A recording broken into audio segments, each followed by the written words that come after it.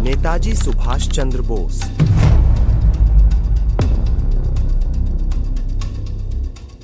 क्या उनका सच में विमान क्रैश हुआ था?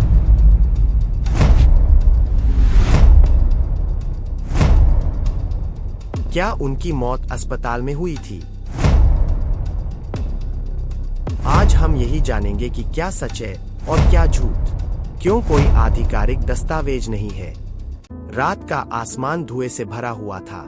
तारीख थी 18 अगस्त 1945। जापान दूसरे विश्व युद्ध की राख में बदल चुका था। उसी दिन दुनिया को एक खबर दी गई।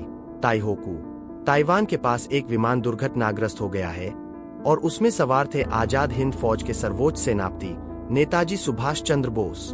कहा गया कि वे बुरी तरह जल गए, अस्पताल ले जाए गए और कुछ ही घंटों बाद उनकी मृत्यु हो गई। यह सूचना रेडियो तरंगों के जरिए फैली, अखबारों में छपी और धीरे धीरे एक आधिकारिक सत्य की तरह स्वीकार कर ली गई। लेकिन क्या यह सच था या यह कहानी इतिहास की सबसे बड़ी पहेली बनकर हमारे सामने रख दी गई? सुभाष चंद्र बोस का जीवन स्वयं किसी फिल्मी पटकथा से कम नहीं था। 23 जनवरी 1897 को कटक में जन्मे इस बालक के भीतर बचपन से ही एक अजीब सी बेचैनी थी। वे पढ़ाई में असाधारण थे, लेकिन केवल डिग्री और पद उनके लक्ष्य नहीं थे। उन्होंने भारतीय सिविल सेवा की परीक्षा पास की, जो उस समय भारतीयों के लिए एक दुर्लभ उपलब्धि थी। लेकिन जब अंग्रेजी शासन की सेवा और अपने राष्ट्र की आत्मा के बीच चुनाव करने का समय आया, तो उन्होंने बिना हिचक सरकारी नौकरी त्याग दी। उनके इस निर्णय ने पूरे देश को चौंका दिया। यह वही क्षण था जब एक युवा अधिकारी नहीं, बल्कि एक क्रांतिकारी नेता जन्म ले रहा था। कांग्रेस में उनका उदय तेज था। वे करिश्माई थे, स्पष्टवादी थे और उनमें संगठन की अद्भुत क्षमता थी। लेकिन उनकी विचारधारा महात्मा गांधी से अलग थी। वे मानते थे कि अंग्रेजों को केवल नैतिक दबाव से नहीं, बल्कि संगठित शक्ति और यदि आवश्यक हो तो सशस्त्र संघर्ष से हटाया जा सकता है। 1939 में कांग्रेस अध्यक्ष पद के चुनाव में उनकी जीत ने यह दिखा दिया कि देश के भीतर एक बड़ा वर्ग उनकी सोच का समर्थन करता है। परंतु वैचारिक मतभेद इतने गहरे थे कि अंततः उन्हें पद छोड़ना पड़ा। उन्होंने फॉरवर्ड ब्लॉक की स्थापना की और अपनी राह अलग बना ली। ब्रिटिश सरकार उनके बढ़ते प्रभाव से चिंतित थी। उन्हें नजरबंद कर दिया गया।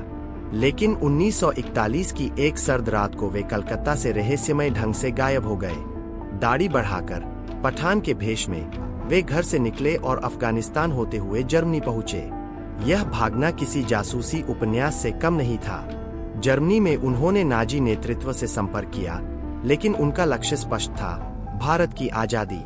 उन्होंने आजाद हिंद रेडियो से प्रसारण शुरू किया और भारतीयों को स्वतंत्रता के लिए उठ खड़े होने का आह्वान किया। द्वितीय विश्व युद्ध के बदलते परिदृश्य में वे जापान पहुंचे, जहां पहले से कैद भारतीय सैनिकों से मिलकर आजाद हिंद फौज का पुनर्गठन हुआ। तुम मुझे खून दो, मैं तुम्हें आजादी दूंगा। यह केवल नारा नहीं था, बल्कि एक युद्ध घोष था। सिंगापुर, बर्मा और पूर्वोत्तर भारत तक उनकी सेना ने कदम बढ़ाए। इम्फाल और कोहिमा की लड़ाइयां निर्णायक साबित हुईं। संसाधनों की कमी, मौसम की मार और सहयोगी देशों की हार ने स्थिति बदल दी। जापान के आत्मसमर्पण के साथ ही आजाद हिंद फौज की उम्मीदें भी टूटती दिखीं।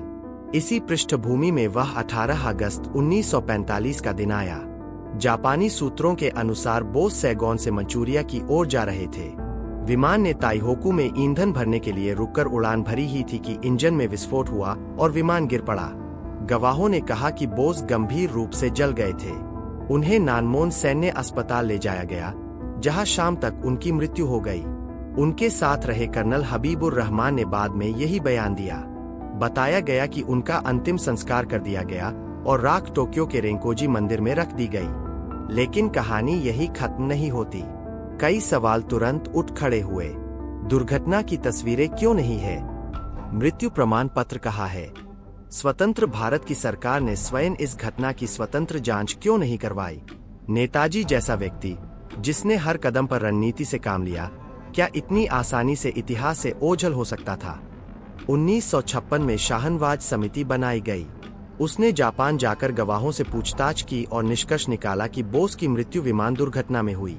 लेकिन समिति के एक सदस्य, सुरेश चंद्र बोस, जो नेताजी के भाई थे, ने इस निष्कर्ष से असहमति जताई। उनका कहना था कि कई गवाहियों में विरोधाभास है और प्रमाण अधूरे हैं। जनता का संदेह बना रहा। 1970 में खोसला आयोग गठित हुआ। उसने भी लगभग वही निष्कर्ष दोहराया, परंतु आलोचकों का कहना था कि आयोग ने वैकल्पिक सिद्धांतों पर गंभीरता से विचार नहीं किया। फिर 1999 में मुखर्जी आयोग बना। उसने विस्तृत जांच की, ताइवान के रिकॉर्ड देखे और यह निष्कर्ष निकाला कि जिस दिन कथित दुर्घटना बताई गई, उस दिन ताइवान में ऐसा कोई विमान हादसा दर्ज नहीं है। आयोग ने यह भी कहा कि रेंकोजी मंदिर में रखी राख नेताजी की नहीं हो सकती, लेकिन 2006 में सरकार ने इस रिपोर्ट को अस्वीकार कर दिया। रहस्य और गहरा गया। इसी बीच एक और कहानी सामने आई, फैजाबाद के गुमनामी बाबा की। 1980 के दशक में उनकी मृत्यु के बाद उनके कमरे से कई ऐसी वस्तुएं मिली जो नेताजी से जुड़ी थीं। INA के दस्तावेज, परिवार की निजी तस्वीरें, दुर्लभ पत्र। कुछ लोगों ने दावा किया कि उनकी आवाज और लेखन शैली बोस से मिलती थी। हस्तलेखन विशेषज्ञों ने आंशिक समानता बताई, लेकिन निर्णायक प्रमाण कभी नहीं मिला। क्या यह संभव था कि नेताजी ने गुमनामी का जीवन चुना हो? अगर हाँ, तो क्यों? क्या वे स्वतंत्र भारत की राजनीति से निराश थे, या अंतर्राष्ट्रीय परिस्थितियां ऐसी थीं कि उन्हें छिपकर रहना पड़ा? एक और सिद्धांत सोवियत संघ से जुड़ा है। कुछ दस्तावेज संकेत देते हैं कि बोस मंचूरिया से रूस पहुंचे और वहां उन्हें हिरासत में लिया गया। कथित रूप से स्टालिन सरकार ने उन्हें एक राजनीतिक मोहरे की तरह देखा, परंतु रूसी अभिलेखागार से कोई स्पष्ट दस्तावेज सार्वजनिक नहीं हुआ जो इस दावे की पुष्टि करे। फिर भी यह संभावना इतिहासकारों के बीच चर्चा का विषय बनी हुई है। 2015 के बाद कई गुप्त फाइलें सार्वजनिक की गईं। उनमें से कुछ में यह उल्लेख था कि स्वतंत्रता के बाद भी बोस के परिवार की निगरानी की जा रही थी। यदि सरकार को विश्वास था कि उनकी मृत्यु 1945 में हो चुकी है, तो निगरानी की आवश्यकता क्यों थी? यह प्रश्न आज भी बहस का विषय है। समय बीतता गया, पीढ़ियां बदलती रहीं, लेकिन रहस्य जीवित रहा। स्कूलों की किताबों में एक पंक्ति लिखी गई, 18 अगस्त 1945 को विमान दुर्घटना में मृत्यु, परंतु जनमानस में कहानी अधूरी रही। हर वर्ष 23 जनवरी को जब उनका जन्मदिन आता है, तो केवल श्रद्धांजलि नहीं दी जाती, बल्कि वही प्रश्न फिर उठता है, क्या हम सच्चाई जानते हैं? नेताजी का व्यक्तित्व इतना प्रभावशाली था कि उनकी अनुपस्थिति भी उपस्थिति जैसी महसूस होती है। वे केवल एक नेता नहीं थे, बल्कि एक विचार थे, स्वाभिमान का, साहस का और आत्मबल का।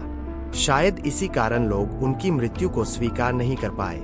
एक नायक का अंत साधारण दुर्घटना में हो जाए, यह कल्पना ही असहज लगती है। इतिहास के दस्तावेज सीमित हो सकते हैं, पर स्मृतियां नहीं। कुछ लोग कहते हैं कि रहस्य इसलिए जीवित है क्योंकि वह हमें प्रेरित करता है।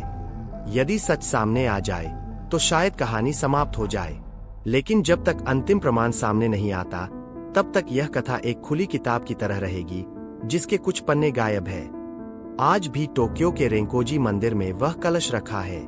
फैजाबाद में गुमनामी बाबा से जुड़ी वस्तुएं संग्रहालय में सुरक्षित है। रूस के अभिलेखागार में अनगिनत फाइलें धूल खा रही है।